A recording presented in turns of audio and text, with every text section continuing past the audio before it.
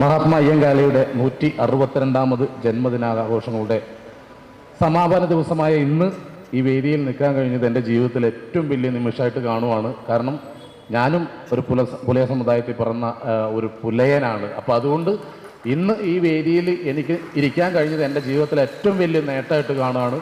അതിനെന്നെ ക്ഷണിച്ച ഇതിൻ്റെ എല്ലാ ഭാരവാഹികൾക്കും ഞാൻ ഹൃദയത്തിൻ്റെ ഭാഷ നന്ദി പറയുകയാണ്. പിന്നെ ഇപ്പോൾ ഇവിടെ ടിനു നമ്മുടെ പാരമ്പര്യത്തെക്കുറിച്ചും അതുപോലെ തന്നെ നമ്മളുടെ നേട്ടങ്ങളെക്കുറിച്ചും നമ്മളുടെ നഷ്ടങ്ങളെക്കുറിച്ചും ഇനി നമ്മൾ നേടാനുള്ളതിനെക്കുറിച്ചൊക്കെ ഒരുപാട് സംസാരിച്ച് ഒത്തിരി കാര്യങ്ങൾ നമ്മളോട് പറയുകയുണ്ടായി. പക്ഷെ ഇത് കേൾക്കാനായിട്ട് നമ്മുടെ വീട്ടിലുള്ള വിശിഷ്ട വ്യക്തികൾ മാത്രം ഇവിടെ ഇല്ല. ഓരോ വീട്ടിലുള്ള വിശിഷ്ട വ്യക്തികൾ ആരാന്നറിയാമോ? 20 വയസ്സിനും 26 വയസ്സിനും ഇടയിലുള്ള മക്കൾ ആരെങ്കിലും ഇവിടെ ഉണ്ടോ? നമ്മുടെ വീട്ടിൽ അത്തരത്തിലും മക്കളുണ്ടോ?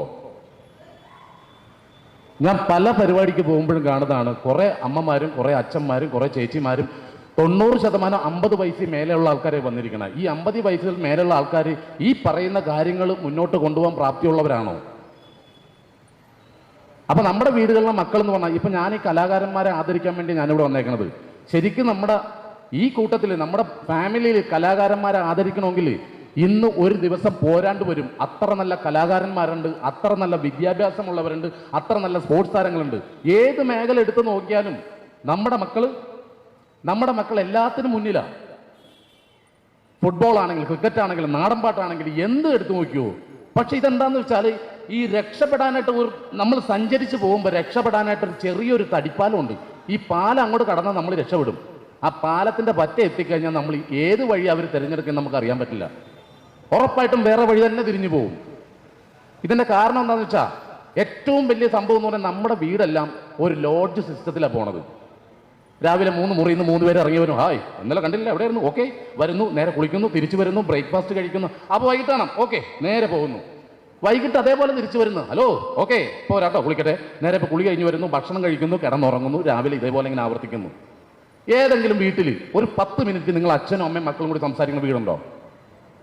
ഉണ്ടെങ്കിൽ കൈപോക്കൂ. അത്ര ഉറപ്പില്ലാത്ത പൊക്കലാ അത്.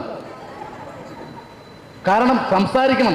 ഒരു ദിവസത്തിൽ ഒരു 10 മിനിറ്റെങ്കിലും നമ്മൾ സംസാരിക്കണം. ഇപ്പൊ ഒരു ദിവസത്തിൽ 10 മിനിറ്റ് നമ്മൾ കാണുന്നത് ഭക്ഷണം കഴിക്കുമ്പോഴാണ്. അപ്പോഴും എല്ലാവരുടെ കയ്യിൽ ഫോണും ഉണ്ടാവും. ആരുടെ പാത്രത്തിൽ നിന്ന് വരുന്നതെന്ന് അറിയില്ല.